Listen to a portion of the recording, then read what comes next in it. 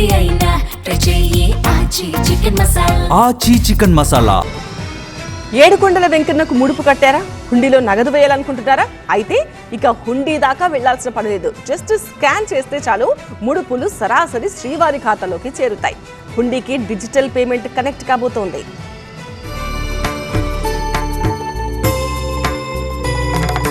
ఆపద మొక్కులు వాడి సన్నిధిలో ఆన్లైన్ సేవలు, దర్శనం టికెట్, వసతి, ప్రసాదం, క్యూ లైన్ మినహా ప్రతిదీ ఇక ఆన్లైనే. ఇక ఏం కొనాలన్నా ఏం తినాలన్నా కొండపైన ప్రతి చోట క్యూఆర్ కోడ్ పేమెంట్సే. మరి హుండీకి కూడా డిజిటల్ పేమెంట్స్ ను కనెక్ట్ చేస్తే ఎలా ఉంటుంది? హుండీలో సమర్పించే నగదును భక్తులు ఇకపై డైరెక్ట్ గా డిజిటల్ పేమెంట్ చేసే వీలుగా టీటీడీ కొత్త విధానాన్ని తీసుకురావడానికి సిద్ధమైనట్టు తెలుస్తోంది. శనివారం జరిగే టీటీడీ బోర్డు మీటింగ్ లో ఓ నిర్ణయం తీసుకుంటారని సమాచారం. వడ్డీ కాసుల వాడికి ప్రతిరోజు హుండీ ద్వారా మినిమం 4 కోట్లకు పైగా ఆదాయం వస్తుంది. భక్తులు సమర్పించే కానుకలను పరకామణిలో లెక్కిస్తారు. కట్టుదిట్టమైన భద్రత, నిఘా మధ్య ఆ లెక్కింపు కొనసాగుతోంది. అయితే స్కామ్ కు తావు లేకుండా స్కాన్ పేమెంట్స్ ను ప్రవేశపెట్టే దిశగా చర్యలు చేపడుతోంది టీటీడీ. పారదర్శకత కోసం హుండీకి డిజిటల్ పేమెంట్స్ ను కనెక్ట్ చేయాలని భావిస్తోంది. భక్తులు హుండీలో వేయాలనుకున్న నగదును యూపీఐ ద్వారా చెల్లించవచ్చు.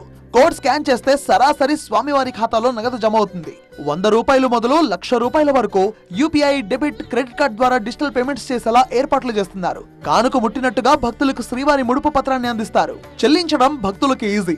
డైరెక్ట్ గా ఖాతాలో క్రెడిట్ అవుతుంది కాబట్టి పరకామణిలో పరేషాన్లుండవు. అవినీతికి తావు లేకుండా టీటీడీ నగదు రహిత లావాదేవీలకు ప్రాధాన్యమిస్తోంది. హుండీకి డిజిటల్ పేమెంట్స్ ను అనుసంధానం చేయడం ద్వారా మరింత పారదర్శకత పెరిగినట్టు అవుతుంది. మొత్తానికి భక్తుల సౌకర్యం కోసం టీటీడీ ఆన్లైన్ సేవలు ఎప్పటికప్పుడు అప్గ్రేడ్ చేస్తోంది. హుండీ కానుకల విషయంలోనూ టీటీడీ కొత్త విధానం ఎలా ఉండబోతుంది అన్నది ఆసక్తికరంగా మారింది.